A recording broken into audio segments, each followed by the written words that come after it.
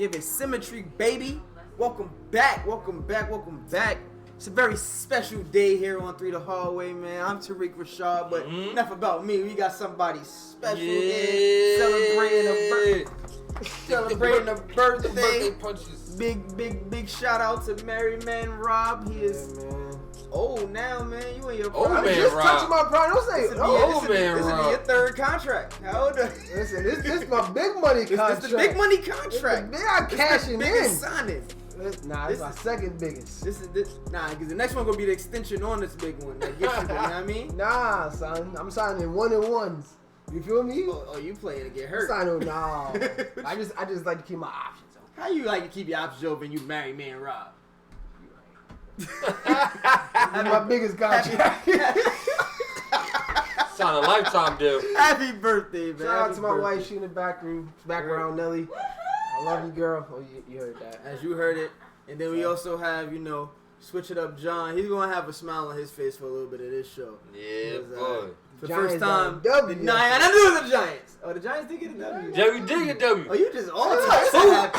2-2 in the last 2 weeks, baby. We 2-0. 500. Oh, man. 2-2. We about to go what are y'all in the last all the 4 way. weeks?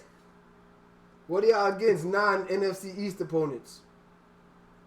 0. All right, well, listen, man. We got a big show on tap for y'all today. We're gonna jump right in. We're gonna talk about some NBA draft, which is actually going on as we shot this show. Some free agency, which is going to be huge over the next couple of days. This is going to be the most frenetic free agency signings because you only got 8 days and it leads right into the season. Yeah. So we got a special guest on with us later, Barry Holmes, big sports writer. He's going to be sharing his top 5 wide receivers. We're going to break that down, debate that a little bit. We're also going to debate some of the teams that we think can stop the Steelers. I can't believe I'm sitting here talking about the Steelers' undefeated ring. But it is what it is. Last year, my Ravens were 15-1. Shameless plug. And Lost in I guess we got to talk about it. Oh, we'll see what happens with the Steelers, sir. Okay. Anywho, and then we're going to, yeah, that's basically what we're going to be at today. So let's jump right into it, man. Key players in the NBA draft, man. Key players in the NBA draft. Who we looking to? The booms to come out that top. Lotteries to actually perform. Is there any sleeper picks that haven't been taken yet in the lottery or aren't going to be taken in the lottery that we expect to ball out? Is there anybody that we expect to bust? I mean, we don't want to really wish negative on people, but are there any red flags that have you guys like eyebrows up? Dwayne Johnson. So let's get into it. Listen, man, I'm going to go out and say who I'm excited about in the draft. Aside from Udoka Azubuike, Kansas product, going to be a good big man, kind of like your boy Mitchell Robinson. But aside from him, I really like this kid, Killian Hayes, man. I think his combination of basketball IQ, size, and athleticism makes him a great NBA fit.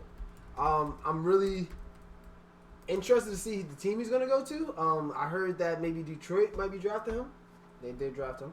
But I'm really excited to see him and Blake Griffin be together, and especially with Derrick Rose there. I feel like that's going to be a really nice mentor if he stays on the team. I don't expect him to come in and average 20 or anything like that, but I'm really excited to see his future in the NBA. He kind of reminds me of we had this conversation before the show, but Drew Holiday, sorry. It kind of reminds me a little bit of Drew Holiday. So if he can get some Drew Holiday vibes with a little bit more of a solid point guard passing, I think he's going to be a really good player. Yeah. I mean, for me, we know the big names right in this draft. It's Anthony Edwards, James Wiseman, and you got Obi Toppin, and which I'm happy because the Knicks picked him up. And boys from Brooklyn. Hometown heroes coming home. Excited about that. From Brooklyn? Huh? I'm not from Brooklyn, but he's from Brooklyn. I would suggest if you grew up in the city, you want to play for the Knicks, bro. That's just how generally it goes. Right? If you're really from Brooklyn, you know the Knicks is really the hometown team. Exactly. So he's coming back home to play for the Knicks. I think it gives the fan base something to cheer for, right? A hometown product, bro. The Knicks didn't box the draft, bro. We didn't box the draft yet. We don't know this. One, the From Knicks have another pick in the from first me, round. as a fan point of view right now, they had the layup. They made the layup. Congratulations. With that being said, a couple of sleepers that I got. This guy's not a sleeper, but he fell in the draft. Cole Anthony. Number one point guard coming out of high school. He got hurt playing for North Carolina. When he first came out, it was 25 points, 24 points, 23 points, then he got hurt. North Carolina went on a terrible losing streak. That just shows you his value. And then when he comes back, he drops 24 against, I think it's Duke. He dropped 24 against Duke. The rivalry lost that game by like 1 point, right? But the kid's a scorer, bro. He's a scorer. The kid's a talent. And he went where? And he wound up going to Orlando, which is a good pick for them because they needed a point guard. Not to say that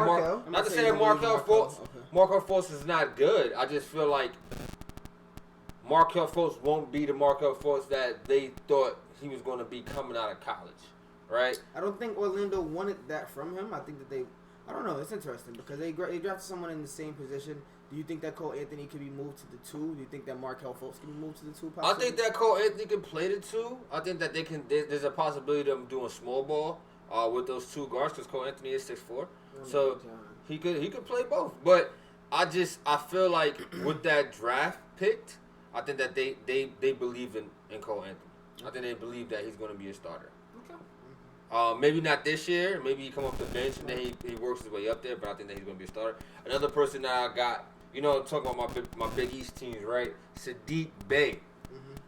47% behind the three-point arc. The boy is an assassin. He's a long wing defender. If he plays for Jay Wright, he has a great mind for the game. He knows when to cut, know when to pass. Is a 3-and-D guy. He's perfect fit for the NBA right now. Could switch off with can guard 1 through 4, 6'9". I like his talent. And I like his upside. I think that he's going to be a sleeper. I think that's the kid that when we talk about this draft like 5 years from now, we'll be like, dang, Sadiq Bey got drafted that late, and like yeah. So those are my picks. Who I think I have my eyes on. Let me tell you who I don't believe in. Anthony Edwards, number 1 pick. I do not believe in this kid. So I'm gonna let you elaborate. The reason why let me say this. It's not that I don't believe in him. I don't think that he would be a great franchise player. I think the expectations are way too high for him. I think if you're expecting this kid to come in and be any type of all-star, you're going to be highly disappointed. The reason I say that, when you're going through the draft process, you get asked questions by teams.